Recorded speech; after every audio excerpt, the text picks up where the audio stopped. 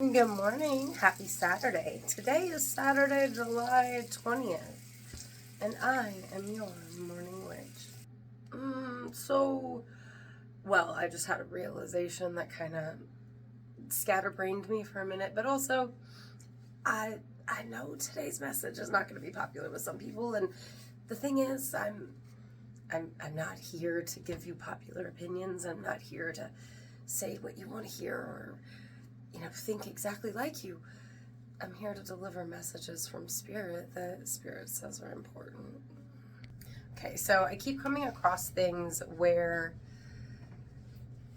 it reminds me that we in the West need to be reminded that the Romans and the Greeks took their stories and their mythology from the gods and mythologies and pantheons that came before them. You see, we in the West tend to represent things as based on these Roman and Greek myths, except it's the other way around. And this is important, Spirit says, because you have to understand that they were the very beginning of what's been happening now, where history was rewritten as worse and as I often call them the frat boys of the gods, because they present the worst and the worst as a good thing, and that's not how it should be. Yes, our deities representing humanistic characteristics, that's what our deities are all about.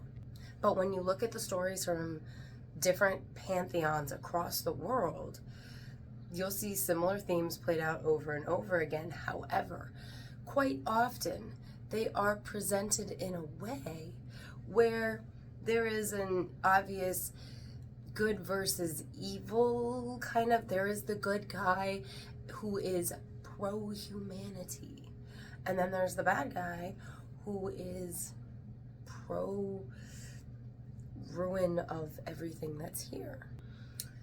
And in these stories, the good guys and the bad guys both have humanistic characteristics, but the waters aren't muddied. It's very clear to understand what is appropriate in ways of acting and what is not appropriate in ways of acting.